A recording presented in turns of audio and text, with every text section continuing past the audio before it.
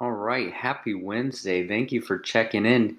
Um, Again, Friday, we are going to be having a quiz in regards to solving for distance, solving for time, and this is our last piece of it with solving for velocity. So it's really important that we do these three activities this week and that we understand them and kind of hopefully feel good about them so that we can do really well on the quiz.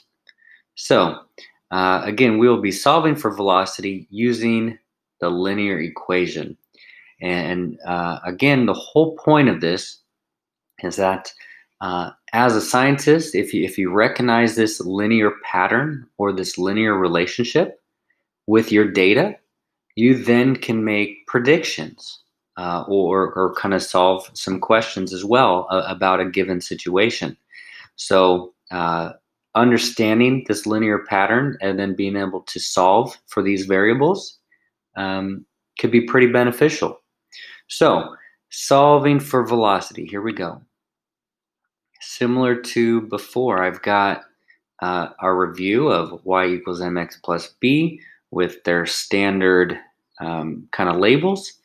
And then again, hopefully by now, you're not needing me to remind you on this, but y is going to be your value for distance. M is going to be your value for your velocity. So today we are solving for M. X is going to be your value for time. And then your B is going to be the value of your starting point or your starting distance. So in most cases, it will start at 0. And that's kind of like a point of reference from just an origin. Um, but if there is a an alternate value there, we don't want to forget about it. Okay. So, solving for velocity. The two things that you really need to know are distance and time. And then again, in some cases, a starting distance might become a factor. So, as I have here, I have time, I have distance, and we don't know the velocity. So, I plug this into y equals mx plus b. So, I have 30 meters is my distance. I then have 20 seconds as my time. And I'm trying to get the m value for my velocity by itself. So again, if I'm canceling out, then I would subtract 0 to cancel out this plus 0, which again, because it is 0, you don't have to really do that. But then with this multiplication, m times 20 would be how this is said. And so the opposite of multiplication would be division. So if I divide this by 20, that's going to cancel out the 20 and get m by itself. And anything you do to the right side, you also have to do to the left side of the equation symbol, right? So then that leaves me with 30 meters divided by 20 seconds to give me my velocity of 1.5 meters per second. The next thing, and I'll go over this a little bit more as we go through one of the problems together, but hopefully you can kind of see where this meters per second comes from. So, right, if I'm looking at this 30 divided by 20, this was 30 meters divided by 20 seconds. So on the top of this kind of division, if you will, you would have an M for meters, and on the bottom you would have an S for seconds. And so while these are two different units, they can't cancel each other out. Okay, um, but you can numerically solve them as long as you recognize that they have two different symbols. And so that's why when our velocity, you get this unit of measure that includes distance and time. So really solving for this is just distance divided by time. And that is also what this refers to here. We say it as meters per second, But you could also say it as meters or distance divided by seconds or time. So distance divided by time is going to give you your velocity um, every time. So that is 1.5 meters per second. Again, I'll try and show that when I'm not in the slideshow view. Next, a word problem. So the world speed record on water was set on October 8th, 1978 in Australia by Ken Warby.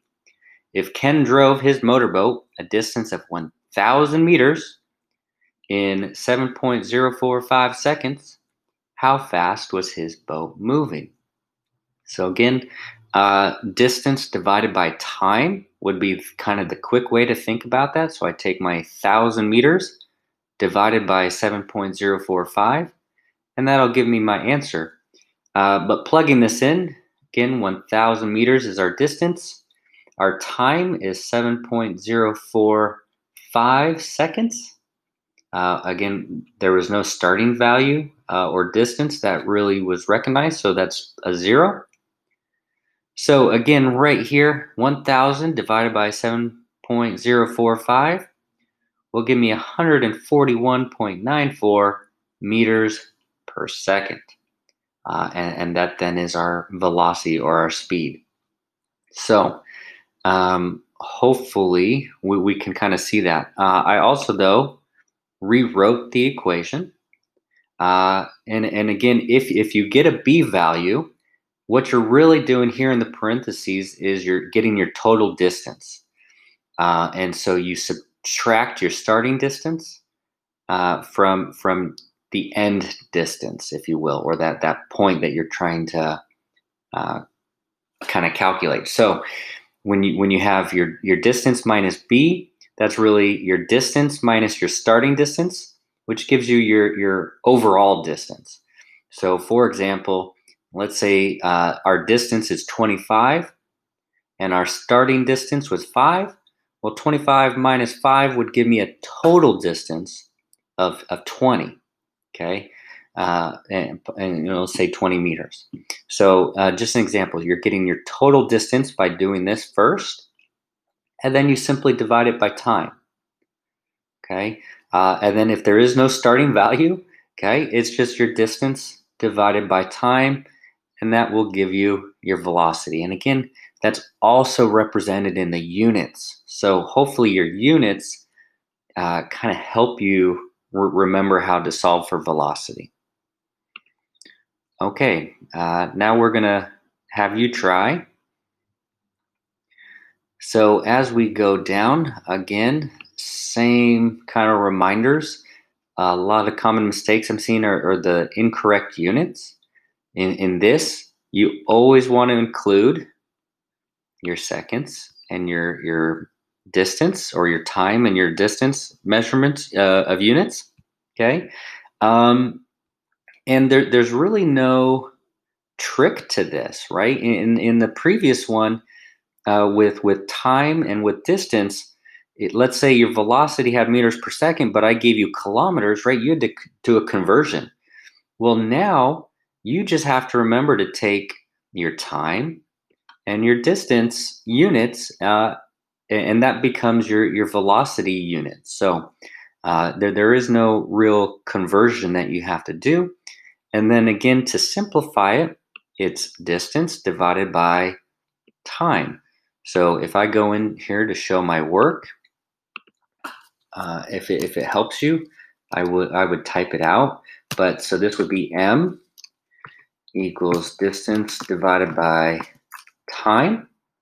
Okay, ooh, I'm kind of writing that wrong. X, if we're using y equals mx plus b, right? Or you really could say, your velocity equals distance divided by time. Okay, if that helps you remember it, to say it like that. And so in this case, it would be my m equals 20 meters divided by 25 seconds. So m equals, I have this pulled up on my calculator, 20 divided by 25, 0.8 meters per second. Again, I took the meters from here and the seconds from there, and I calculate these two numbers, and that would then be my velocity. Okay, so again, showing your work here. For auto grading, to get the most accurate feedback, if you type it in like that, you're going to get the most accurate feedback. Okay, if you try and do m equals 0.8, the auto grader is going to mark it as wrong. Okay, so I really recommend show your work over here so I can double check your thought process and make sure if the auto grader gets it wrong that I can understand that you got it right. But then this really should be how your answer is displayed to kind of help that system out. Okay. Then again, you got stuff here, starting distance. Again, refer back to the slideshow to get your total distance before you do that division problem. Pay attention to your units. Okay, they do change, but again, you just have to transfer this into your velocity units. So this would be kilometers per hour, for example. This would be miles per hour. Okay, so once you do that, then you have a couple scenarios.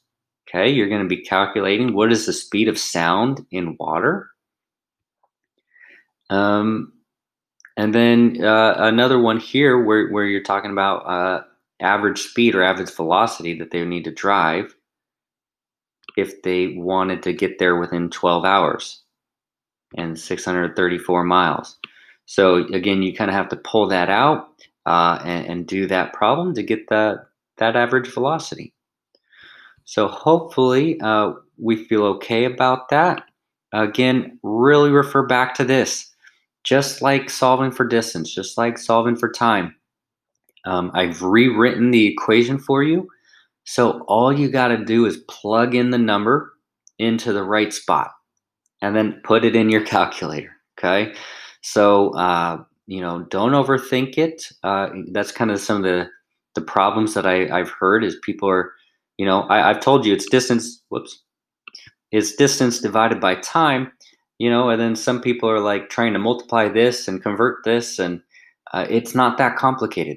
Okay, so distance, y minus b, would be two distance values, and I've written that here, divided by time. And you're given the distance, and then you're given the time.